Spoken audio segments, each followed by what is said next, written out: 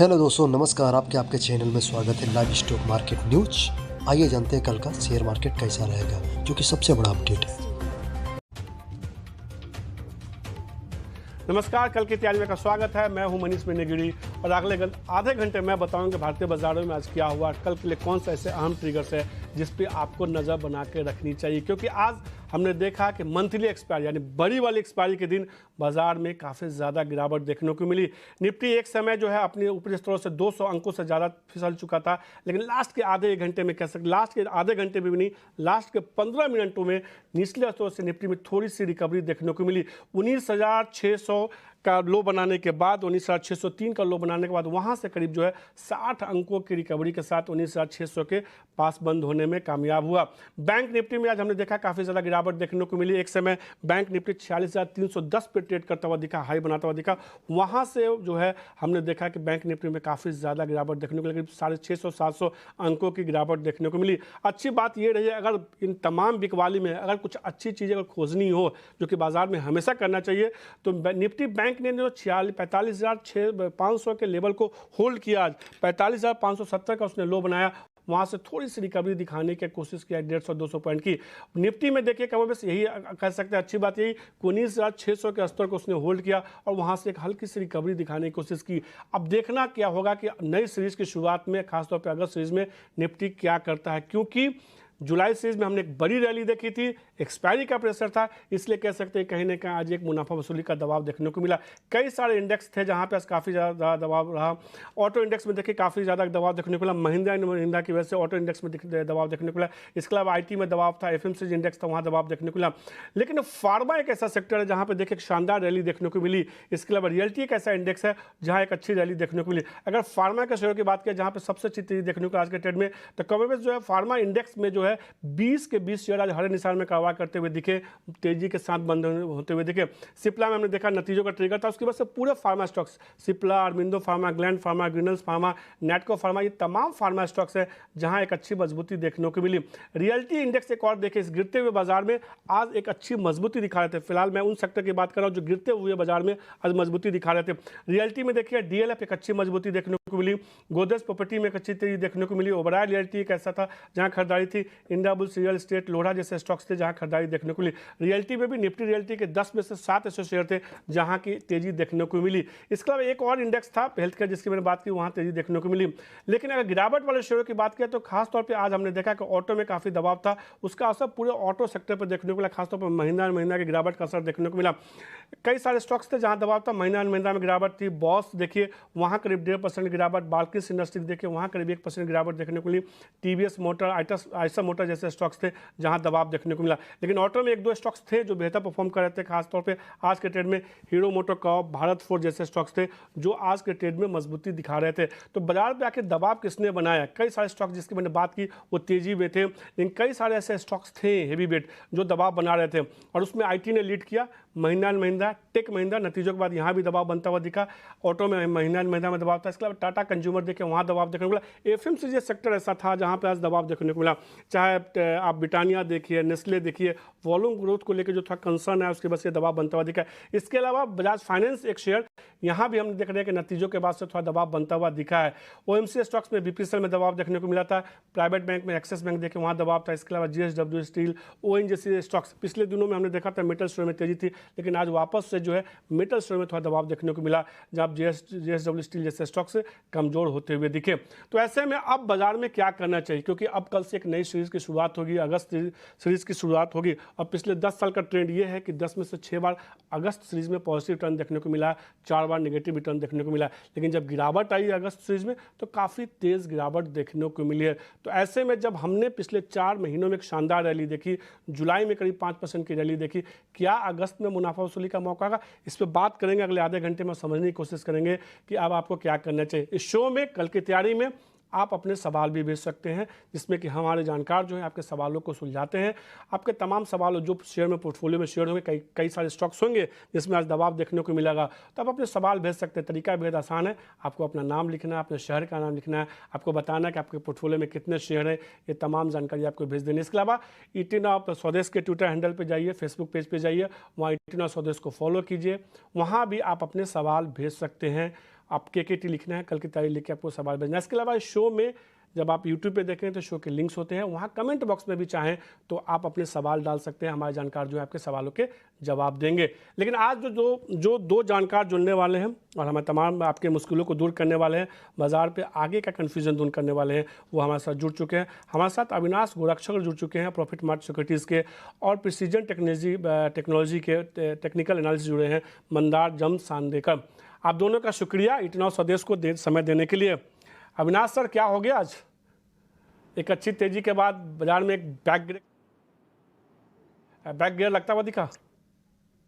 नहीं, देखिए मुझे लग रहा है कि बाजार में तेजी और मंदी दोनों तरफा आती है। प्रॉफिट बुकिंग ही आप समझ लीजिए, क्योंकि देखिए कल जो फेड की कमेंट्री आई है मनीष, वो बहुत ही एनकरेजिंग है। देखिए फेड गवर्नर साहब जेफ पॉवेल ने एक बात तो क्लियरली कहा है कि यूएस में रिसेशन बिल्कुल नहीं आने वाला है, और हो सकता है कि अगले 2 महीने थोड़े से चैलेंजिंग रहे, क्योंकि उनका जो इन्फ्लेशन का टारगेट है वो 2% है, उसको नीचे लाने में काफी समय लगेगा।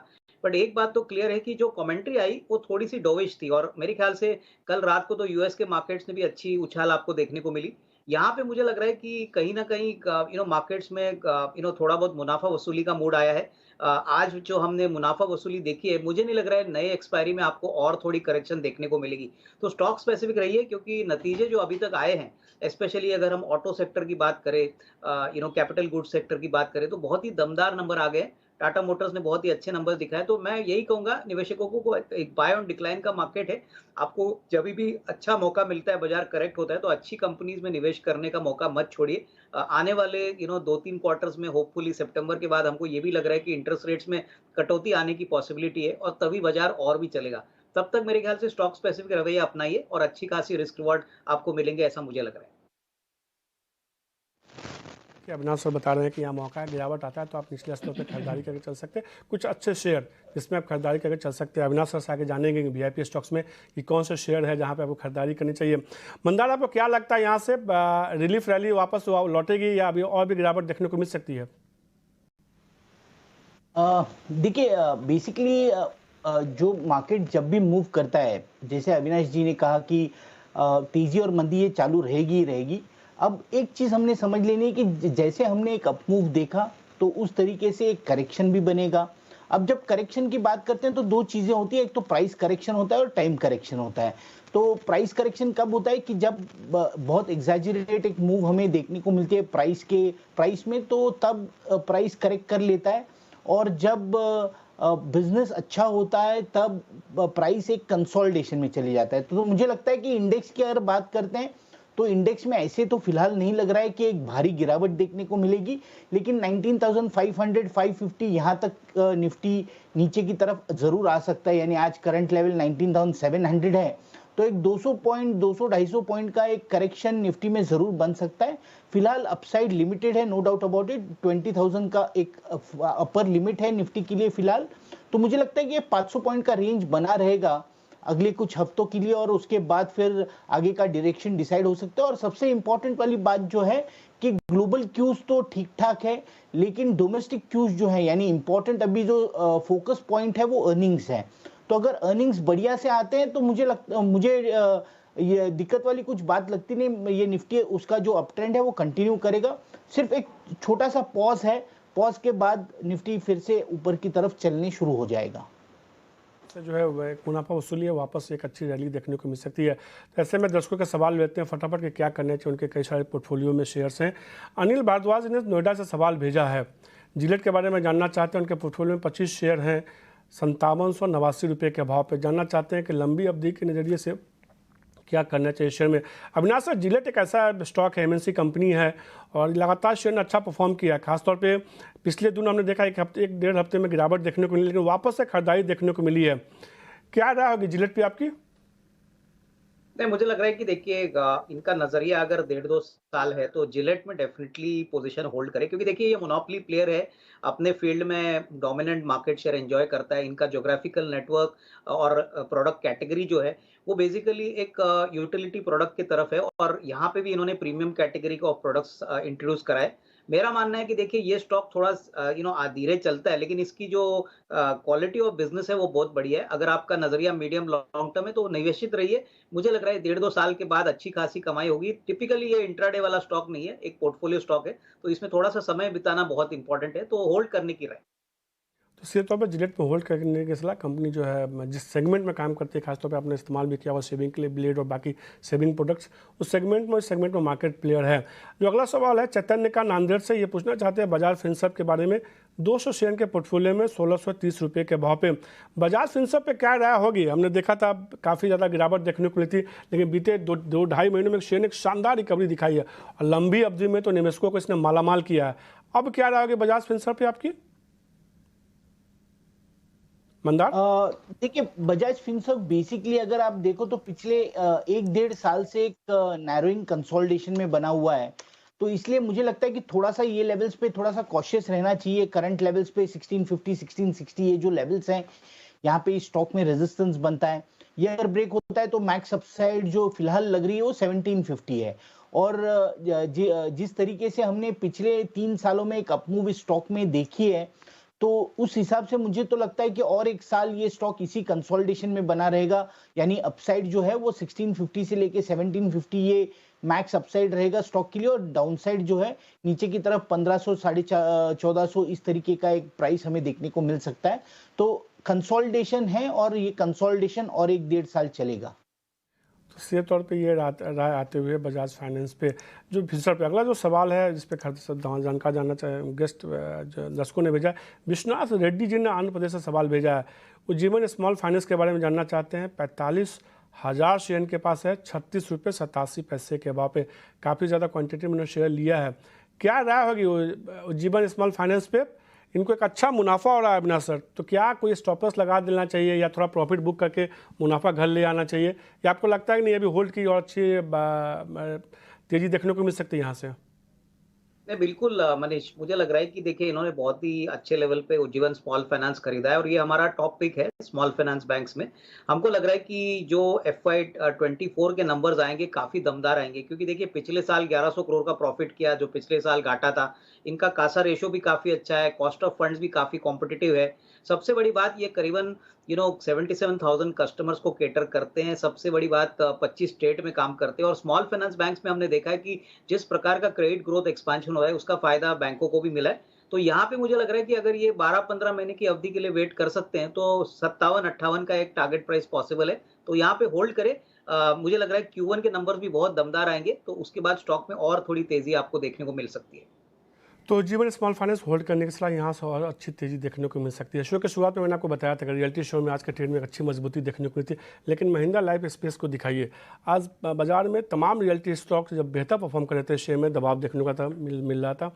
हालांकि लास्ट के आधे घंटे में थोड़ी सी रिकवरी देखने को मिली और शेयर जो है फ्लैट टू नेगेटिव बंद हुआ। इसकी वजह यह है कि कंपनी के जो पहली तिमाही के नतीजे थोड़े ख़राब देखने को मिले हैं। कंपनी जो है मुनाफे से घाटे में आ गई है।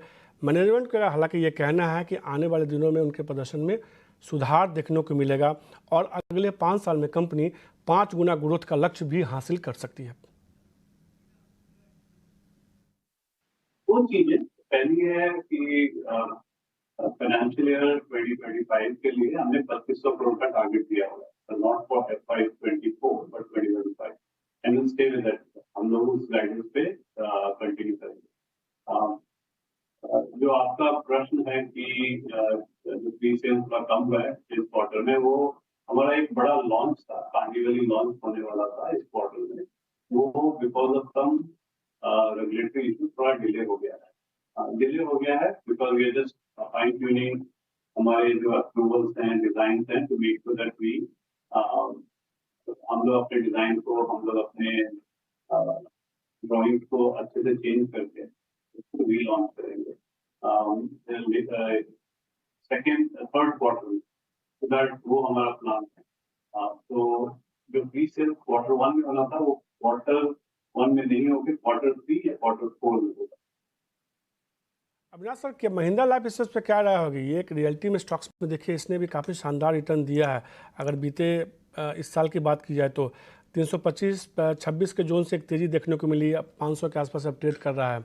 कंपनी के तरफ से मैनेजमेंट का जो आउटलुक आगे के लिए वो तो बेहतर देखने को मिल रहा है। क्या रहा किसी के पास है शेयर तो वो होल्ड करे या एक बार के लिए प्रॉफिट बुक कर ले? मनीष जी, आप ये सवाल महिंद्रा लाइफ स्पेस है या? जी सर, महिंद्रा लाइफ स्पेस पे। तो देखिए, बेसिकली करंट प्राइस 489 के आसपास है। अब जो 490 495 का लेवल, ये स्टॉक के लिए रेजिस्टेंस बना हुआ है। यानी आपने सही कहा कि हमने एक बहुत ही बढ़िया सी मूव देखी है पिछले 3 महीने में। स्टॉक 300 से करंट लेवल्स, करंट हाई जो है 490 की, यहाँ तक जरूर चल चुका है। लेकिन अब यहाँ पे थोड़ा सा मुझे लगता है कि इन्वेस्टर्स और ट्रेडर्स ने थोड़ा सा कॉशियस रहना चाहिए। 495 का रेजिस्टेंस ये क्लोजली ट्रैक करना है। ये अगर ऊपर की तरफ ब्रेक होता है तो मुझे लगता है ऊपर की तरफ 540 से लेके 550 का इस स्टॉक में टारगेट जरूर बन सकता है। लेकिन ब्रेकआउट की राह दिखनी चाहिए, और करंट जो कंसोलिडेशन है वो 475 से लेके 500 ये लेवल के बीच में है। तो रेजिस्टेंस ब्रेक होने की राह दिखी और उसके बाद एक फ्रेश पोजीशन बना सकते हैं। जिनके पास ऑलरेडी है उनके लिए स्टॉप लॉस होगा 460 का। 460 के स्टॉप लॉस से पोजीशन होल्ड कर सकते हैं। महिंद्रा लाइफ स्पेस होल्ड करने की सलाह, यहाँ से और तो अच्छी मजबूती देखने को मिल सकती है। 460 का चाहे तो आप स्टॉप लॉस लगा सकते हैं। आज तो चूंकि मंथली एक्सपायरी थी, उसका असर कहीं ना कहीं पूरी तरह से बाजार पे देखने को मिला। कई सारे अच्छे ट्रिगर्स के बावजूद जो है बाजार दिन के निचले स्तर के आसपास ही बंद हुआ है, रिकवरी आई है। लेकिन कल से अगस्त सीरीज की शुरुआत होने वाली है और कल से कई सारे अहम ट्रिगर्स भी होंगे और अगस्त में भी बहुत सारे अहम ट्रिगर्स होंगे। ये तमाम ट्रिगर्स बताने के लिए कल के खास तौर पे हमारे साथ वामाक्षी जुड़ चुकी है। वामाक्षी, कल के लिए बड़े ट्रिगर्स क्या हैं? जी बिल्कुल, शुरुआत करते हैं हम कुछ इंपॉर्टेंट ग्लोबल क्यूज़ के साथ जो आज आफ्टर मार्केट आवर्स में रिपोर्ट होंगे। हमारी नज़र होगी ECB rate decision, US initial jobless claims और यूएस से आने वाले जीडीपी डेटा पर। इसके अलावा अगर हम अर्निंग्स की बात करें तो निफ्टी कंपनी में से एक भी कंपनी एक्सपेक्टेड नहीं है, मगर उसके अलावा काफ़ी सारे दिग्गज नाम हैं जो हमारे रेडार पर रहेंगे। एम&एम financial services, Exide, Marico, United Breweries, K Fintech, Motherson Sumi Wiring, SBI Card, Equitas Small Finance Bank, Bank of India, Indian Oil, UCO Bank, Piramal Enterprises और नज़ारा टेक जैसे दिग्गज कंपनी अपने नंबर्स पेश करेंगे और इसी के चलते ये सारे ही काउंटर्स आपके रेडार पर होने चाहिए। इसके अलावा अगर कॉर्पोरेट फ्रंट पर देखें तो पिरामल एंटरप्राइजेस का स्टॉक कल हमने देखा, जैसे कि मैंने कहा कंपनी के नतीजे आएंगे, मगर एक इम्पॉर्टेंट चीज़ है कि कंपनी एक बायबैक प्रपोजल कंसिडर करने वाली है कल, तो इसी के चलते हम ये स्टॉक को अपने रेडार पर रखेंगे। आरवीएनएल भी फोकस में रहेगा क्योंकि कंपनी का जो ऑफर फॉर सेल है वो रिटेल इन्वेस्टर्स के लिए खुल रहा है कल। और आईपीओ मार्केट की अगर हम बात करें तो यथार्थ हॉस्पिटल को सब्सक्राइब करने का कल आखिरी दिन है। तो ओवरऑल ये थे सारे इंपॉर्टेंट इवेंट्स और ट्रिगर्स जो आपके रेडार पर होने चाहिए कल के ट्रेडिंग सेशन के लिए। शुक्रिया वामाक्षी, ये तमाम बड़े ट्रिगर्स बताने के लिए। ट्रिगर्स की बात हो गई, शेयरों की बात हो गई, अब बात करते हैं वीआईपी स्टॉक्स की।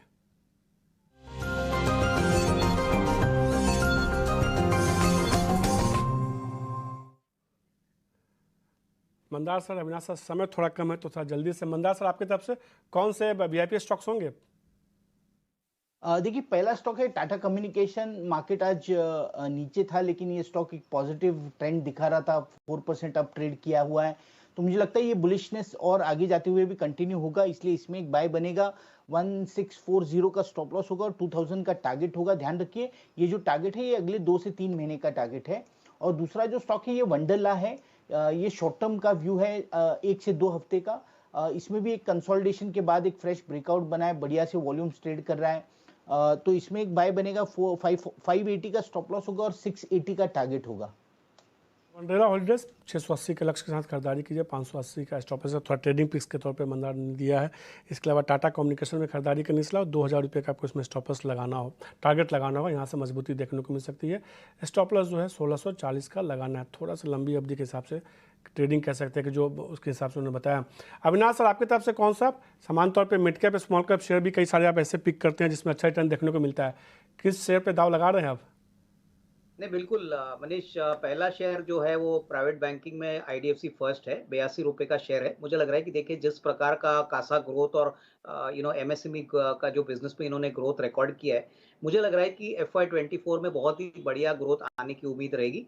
हमको लग रहा है कि कासा तो 50% हो चुका है, लेकिन जो लोन बुक ग्रोथ है वो डबल डिजिट में रहेगा। मैनेजमेंट की कमेंट्री भी बहुत स्ट्रांग है, तो यहाँ पे करीबन 105-110 का एक टारगेट प्राइस लेके यहाँ पे खरीदना चाहिए। स्टॉक कंसोलिडेट हो रहा है तो अच्छा मौका है आपको अच्छी खासी रिटर्न बनाने के लिए अगले 12 से 15 महीने के लिए। और दूसरा स्टॉक ऑटो कंपोनेंट स्पेस में सुंदरम फास्टनर्स है। ये basically commercial vehicle, passenger car, tractors, बहुत सारे सेगमेंट्स को इंजन कंपोनेंट सप्लाई करता है, टिपिकली नट्स एंड बोल्ट्स भी सप्लाई करता है और बहुत बड़ा प्लेयर है। पिछले साल 5,600 करोड़ पे 500 करोड़ का मुनाफा इन्होंने कमाया था। मुझे लग रहा है कि इस साल कम से कम 570-580 करोड़ की प्रॉफिट आएगी, करीबन 26-27 रुपए की अर्निंग आएगी। और जिस प्रकार से टाटा मोटर्स ने नंबर दिखा है, मेरे ख्याल से इनका काफी बड़ा बेनिफिशियरी सुंदरम फास्टनर्स है। तो यहाँ पे 1400 का टारगेट प्राइस लेके यहाँ पे भी खरीदी की जा सकती है। अविनाश सर, समय की थोड़ी कमी है, तो सुंदरम फास्टनर्स खरीदारी करने के साथ 1400 का लक्ष्य होगा। इसके अलावा IDFC फर्स्ट बैंक में खरीदारी कीजिए, 110 रुपये का टारगेट होगा। दोनों शेयरों को आपको 1 साल की अवधि के हिसाब से खरीदारी करनी है। मंदार सर, अविनाश सर, आपका शुक्रिया 18 स्वदेश को समय देने के लिए, कल की तैयारी में तमाम शेयरों पर चर्चा करने के लिए। मुझे दीजिए इजाज़त, नमस्कार।